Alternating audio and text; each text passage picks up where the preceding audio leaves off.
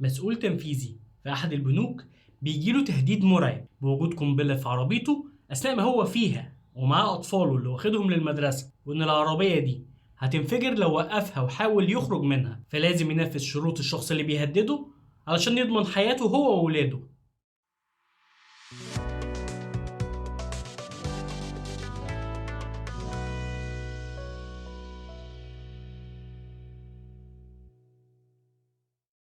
القصة كويسة خصوصا إنها بتخليك مترقب طول أحداث الفيلم إيه اللي هيحصل، ويا ترى هيقدر ينقذ نفسه هو وولاده ولا هينتهي الأمر بموتهم. وعلشان الفيلم يزود من درجة ترقبك له بيخلي الأحداث تكون عنيفة، واللي بنشوف فيها عمليات تانية للشخص اللي حط المتفجرات في عربية ليام نيسون، وبالفعل بيقوم بتفجيرها عشان تتأكد إنه مش فيلم خفيف وهيعدي بسلام. كعادة أفلام ليام نيسون بتكون في درجة من درجات الترقب بتكون حلوة فعلا، تضمن ان الفيلم مش هيكون وحش او انه ما يتشافش. وحبكة الفيلم ده بالنسبة لي فهي حلوة لحد اخر ربع ساعة. الفيلم كان ماشي حلو متماسك وماشي على نفس النمط لحد الجزء اللي بتنكشف فيه امور معينة، وساعتها بنشوف محاولة الانتقام من بطلنا.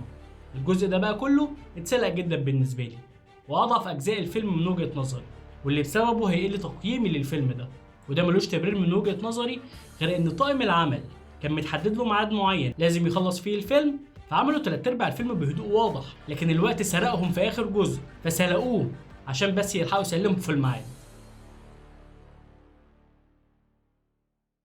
الاداء التمثيلي، طبعا اداء ليام نيسون غني عن التعريف. هو ممثل قادر يعكس ملامح التوتر والقوه والانفعال بشكل جيد جدا، مع صوته اللي كلنا متعلقين بيه وقت ما بيبدا يهدد العنصر الشرير في الفيلم زي افلام تيكن. وكانت ميزه مهمه جدا في فكره الفيلم ان الفيلم كله هتشوف فيه ليام نيسون جوه عربيته، يعني مفيش اداء حركي زي افلامه اللي فاتت.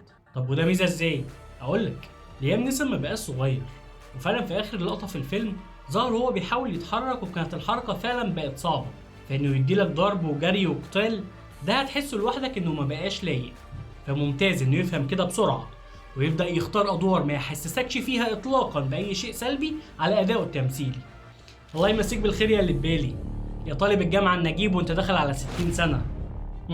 كمان اداء البنت والولد اللي قاموا بدور بنته وابنه كان جيد، وان كانت البنت كان ادائها افضل بكتير من الولد اللي كان مصدر لي رياكشنين ما بيطلعش منهم.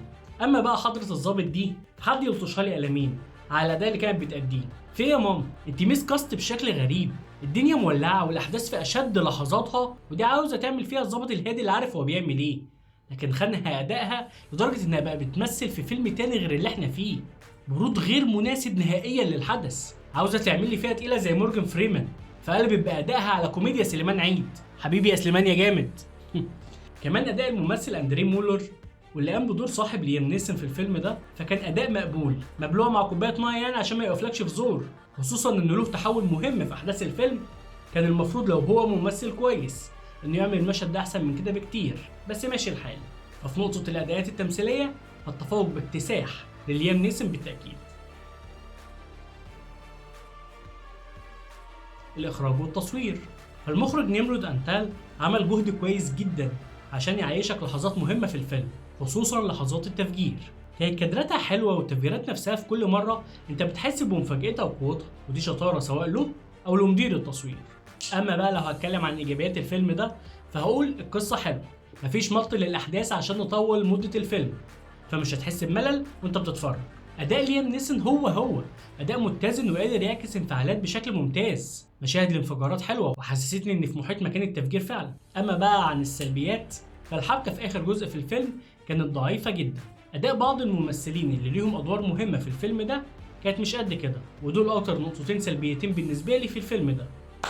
وتقييم الفيلم ريتريبيوشن لليام نيسون هو 5.5/10 وبس كده.